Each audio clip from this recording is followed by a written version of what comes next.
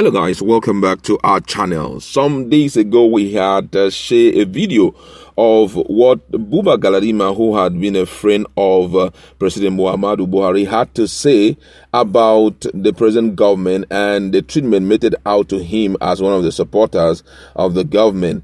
And according to him, he talked about the ill treatment given to the daughter when she was working in the office of the vice president, and even went further to state that he has 6 children and none of them have been given a job, despite the fact that they are all master holder. But the thing that always popped up in his mind had always been the treatment meted out to the daughter, Zainab. But guess what? Zainab has been granted an interview, and that's what we want to share with you.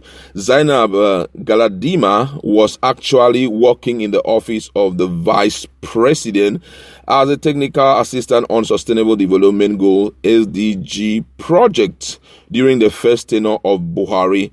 But in this interview, you're going to hear a lot. Why is the father quarreling with the president?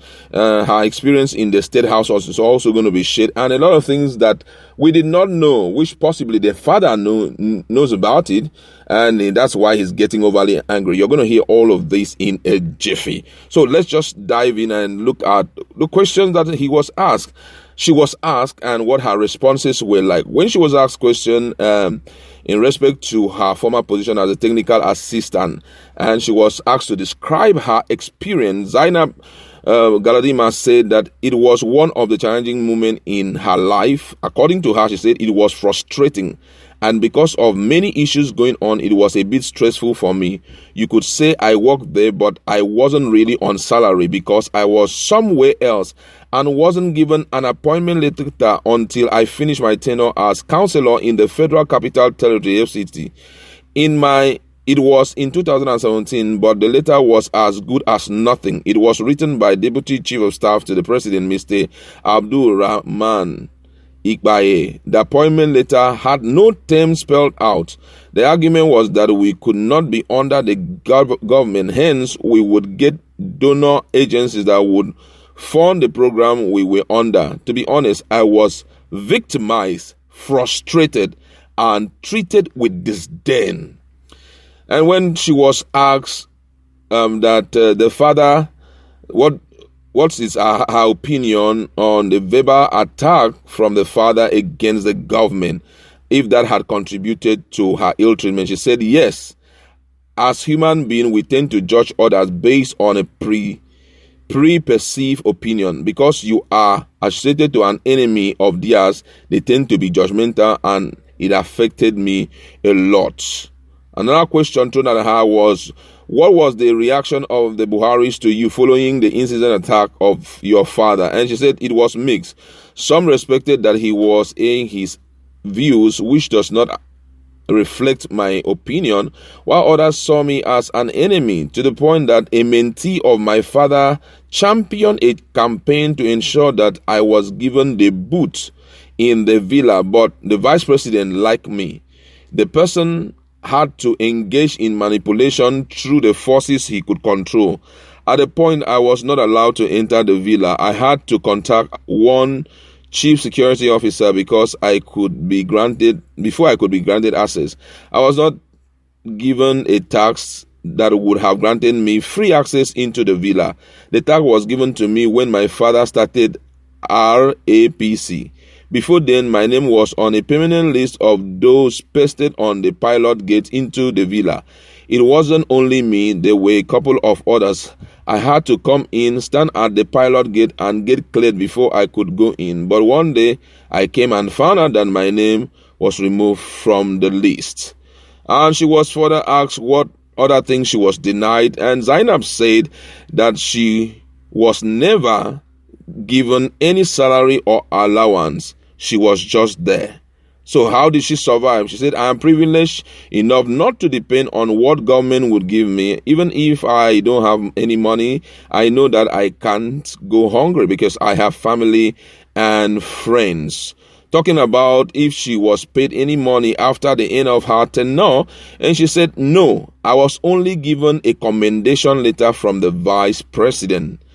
And she was asked, do you think you were not reappointed because of your father's role? She said, yes. In the first place, it was not really a job from the later. After we won election, my father told me that if I did not get anything, I shouldn't bother myself. He said that good things would come. He made it clear that we all make sacrifice and there would come a time when my sacrifice would pay off and I would be where I am supposed to be. So I should not take the appointment as a break or the utmost accomplishment I will make in life. When asked if other colleagues of hers were paid, she said, yes, most of my colleagues were paid. Zaina went further to say, I don't have any regret working there because the experience I had is now part of my curriculum vitae and it counts for something. And when she was asked if she had reported the issue of non-payment of salary to the vice president, she said, yes, several times he would instruct that the situation be addressed, but immediately I stepped out, nothing would be done. But he and everybody knew.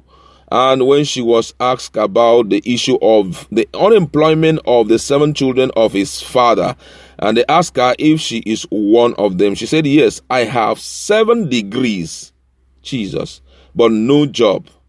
I have tried to look for a job, but nobody wants to give me.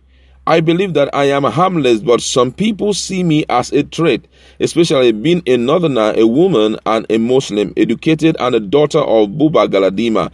Not even that. Even if I look for a contract, they will not give me. The impression they give people outside is that the government is so big-hearted to employ me. Even Festus Kiyamo made a statement after that I went to him to give me a job because they told him something and he grabbed it. He did not sit down to look at the situation. I could sue him because it was a lie. When she was further asked if she would compare her relationship between her father, that how would she compare the relationship between the Galadima and Buhari's before the 2015 election and now.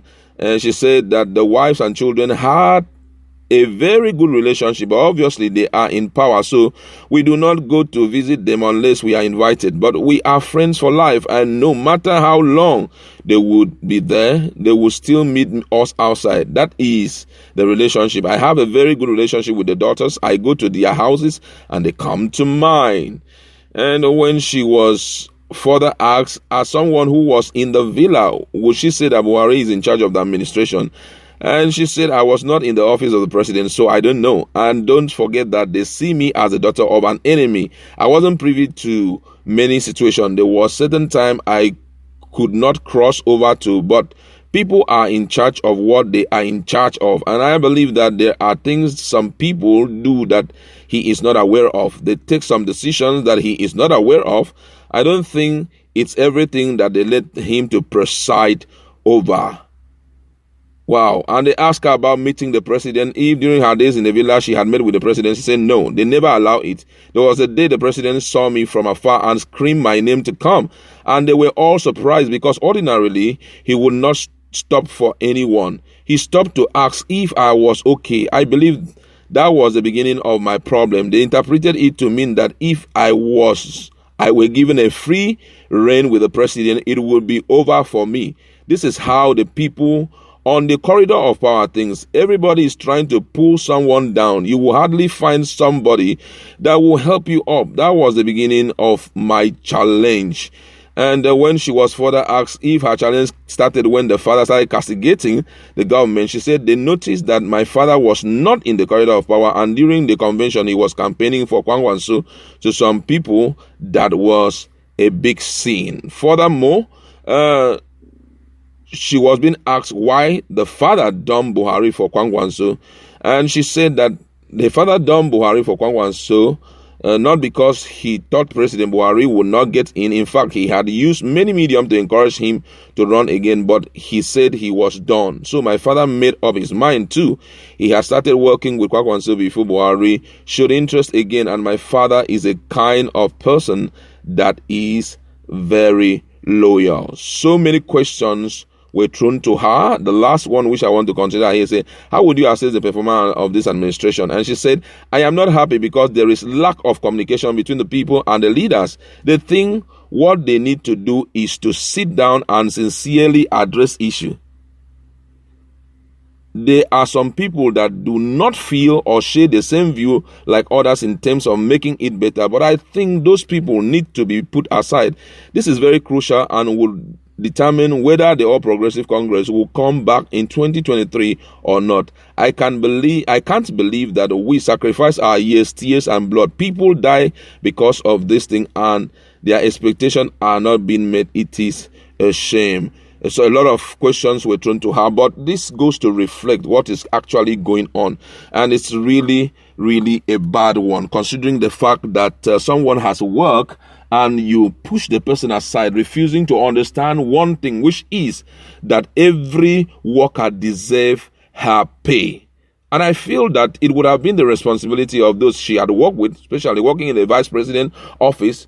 The vice president would have ordinarily just paid her, because what has made the issue of insurgency what it is today in Nigeria is because of abandonment, because we failed to call people around and ask them some deep questions so that we know how they feel at the point and fix some of the issues that they will present before us. Ignoring people is what is triggering a lot of trouble in both the local government, the state level, and even the federal level. Look at the issue of SARS. It has been started far back in 2012. NSAS. At the end of the day, look at what it has culminated to. If these issues were addressed and those officers found guilty were brought to book and dealt with decisively, and also strong, stringent punitive measures given out against anyone who default, all of this wouldn't have happened. And I feel some other people who intend to be leader of this country in the nearest future need to learn from all of this. The daughter of Galadima has spoken. What do you have to say about it? Do you think all what she's saying is